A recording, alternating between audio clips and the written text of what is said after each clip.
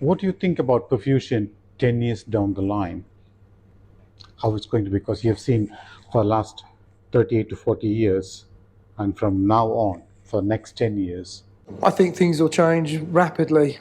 You see, I see a growth in the skill of the cardiologists, and the more um, percutaneous techniques that are being used that avoid having a patient having their chest opened um, are proliferating. But however, the perfusionists will need to be always on standby to cover the eventuality of that, because they're not going to be 100% successful.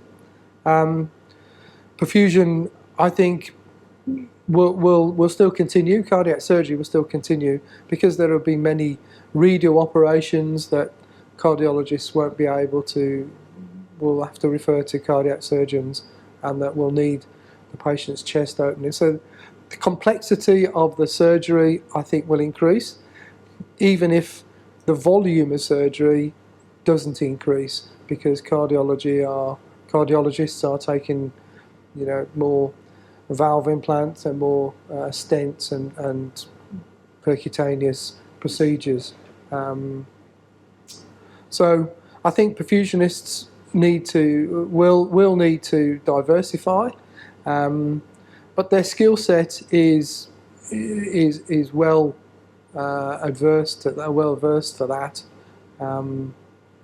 Certainly, in Britain, I think with the development at the University of Bristol and the School of Perfusion there, I would say it, but I think that is probably the best perfusion training in the world at the moment.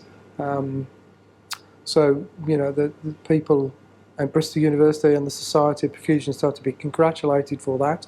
But that means that you've got very clever, intellectually clever people coming through, graduating as perfusion.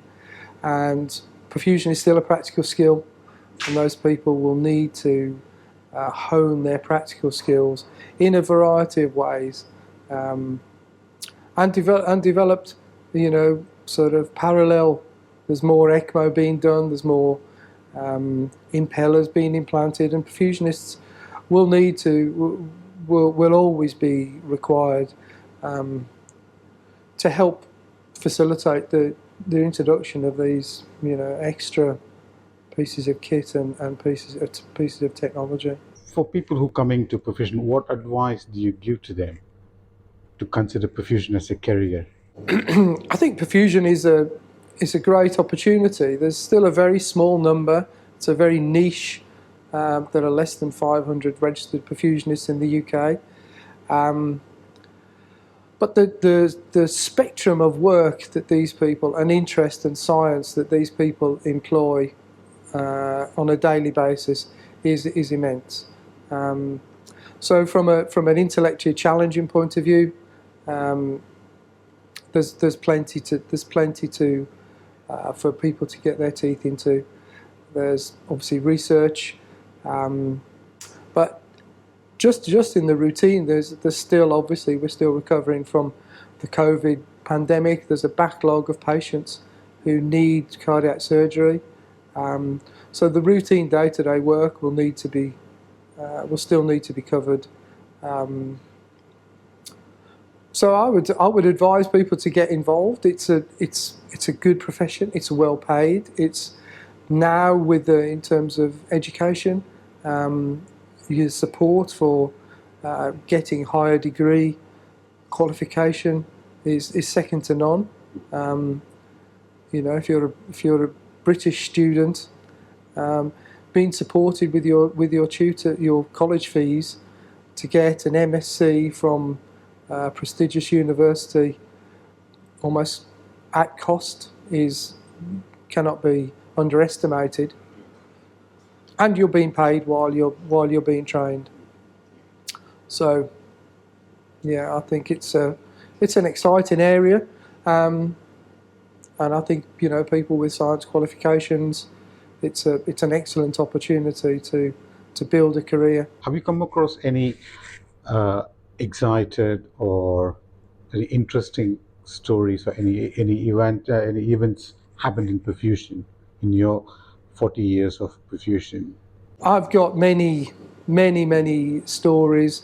Some of them amusing, some of them, not so amusing. But yeah, I've been very fortunate in that I worked, in Edinburgh, and I learnt a lot from the guys there. I learnt a lot from the guys in Coventry. Some of the stuff that I encountered in America was mind-boggling in terms of we did transplant procurement, we did heart transplants.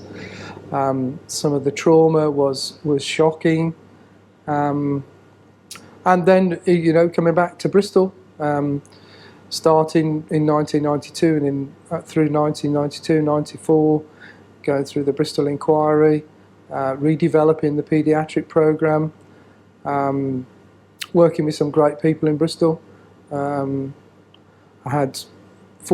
was fortunate to work with, throughout my career, I've had some good role models and some good wingmen. So I still value those guys. And when I was working in the States, a guy called Wesley Hesford joined us, who came from Wythenshawe, and he went back to Wythenshawe. When I was in Bristol, a guy called Eamon Nicholson was my deputy, was an absolute rock. So apart from going into personal details, it's not.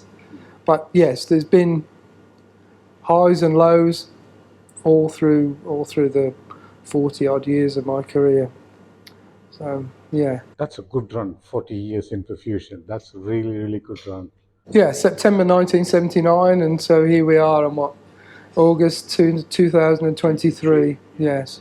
So I retired full time. I retired from full time work at the end of March this year, and I've doing some locum work to sort of help out. But I'll be hanging up my clamps by full time at the end of March next year. It'll be sad to see you hanging the clamps, honestly.